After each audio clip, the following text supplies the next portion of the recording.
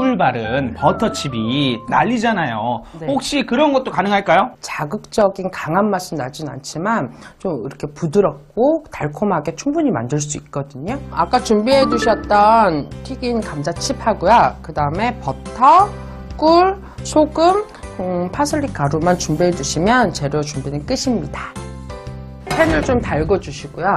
동량의 꿀과 동량의 버터를 함께 넣어서 녹여주시면 되거든요.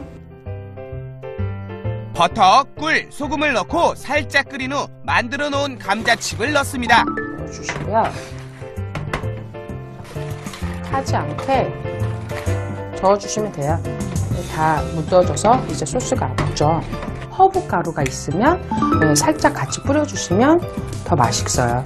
생략은 가능하시니까요. 취향에 따라서 해주시면 됩니다. 말려주시면 되거든요. 한 3, 4분 정도? 윤기가 자르르 흐르는 꿀버터 감자칩. 이거 한번 먹어보겠다고 마트며 편의점이며 발품 파셨던 분들 지금 당장 만들어보세요. 먹어보도록 하죠.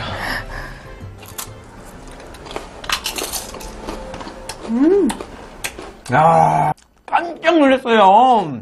그동안 먹어왔던 그 첨가물이 들어가 있는 과자의 거부감이 느껴지지가 않아요.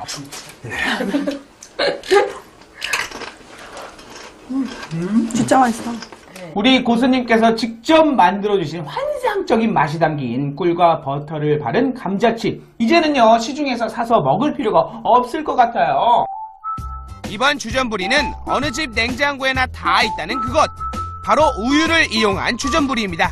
아까 냉장고에 보니까 우유가 많이 들어있더라고요. 우유하고 이렇게 한천을 이용해서 간단하게 집에서 이렇게 푸딩을 만들 수가 있거든요. 그 방법을 가르쳐 드릴게요. 우유 푸딩 재료를 살펴볼까요? 우유, 생크림, 한천과 올리고당, 그리고 과일을 준비해주세요.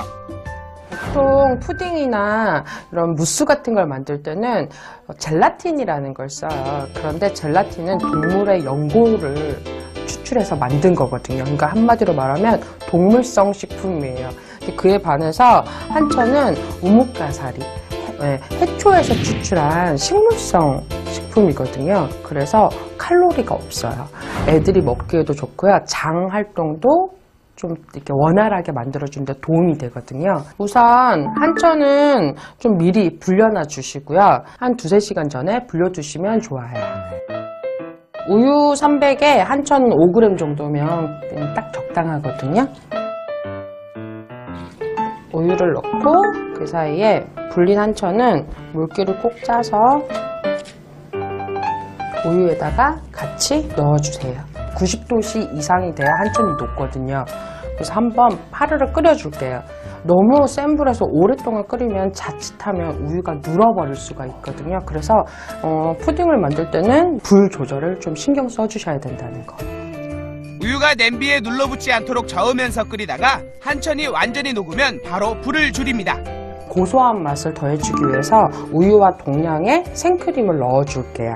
올리고당을 넣어서 단맛도 더해주고요. 그다음에 윤기도 살려주고요. 체에다가 가볍게 한번 걸러줄게요. 완전히 식기 전에 용기에 담아 두셔야 얘네들이 식으면서 푸딩처럼 굳어요.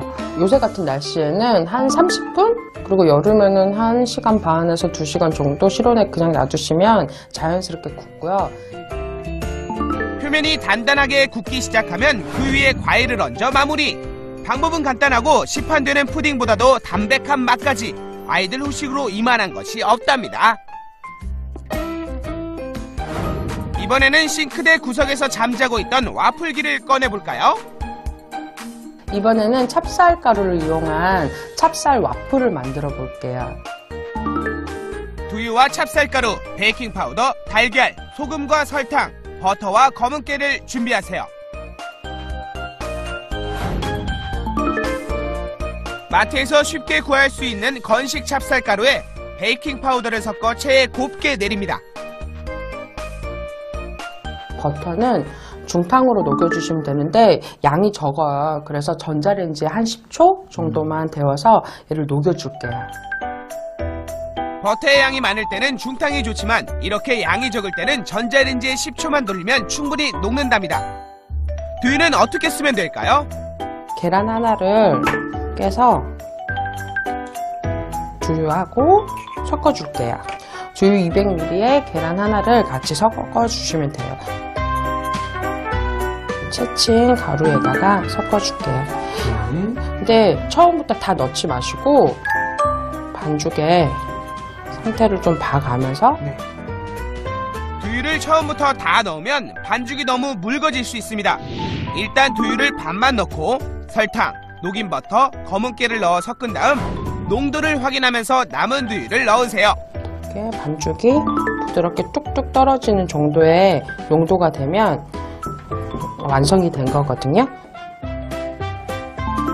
넣고 앞으로 3분, 뒤로 3분 정도 그렇게 해서 총 6분 정도 구워주면 굉장히 바삭하고 맛있는 와플이 돼요. 들리시나요? 소리까지 마시는 찹쌀 와플 완성입니다. 그런데 고수님, 저처럼 와플기가 없는 주부들은 어떻게 해야 하죠? 와플기가 없어서 이제 더 추가로 만들거나 하실 수 없을 때는 팬케이크처럼 후라이팬에 구워서 드셔도 되거든요. 프라이팬에 기름을 적당히 두르고 팬케이크나 전을 구울 때처럼 반죽을 동그랗게 올린 후 중불에서 노릇하게 익혀주면 된답니다. 건강에 좋은 식재료로 완성된 찹쌀 와플, 든든한 한 끼 식사로도 그만이겠죠? 아까 냉동실에 보니까 먹다 남은 인절미가 이렇게 깜깜하게 말라 있더라고요. 네. 근데 이런 마른 인절미를 가지고 와플기에다가 이렇게 눌러서 인절미 와플을 만들 수가 있어요. 처치 곤란! 먹다 남은 떡도 와플기만 있으면 새로운 주전부리가 될 수 있다! 예열한 와플기에 기름을 조금 두르고 인절미를 넣어 앞뒤로 1, 2분간 구우면 된다는데요.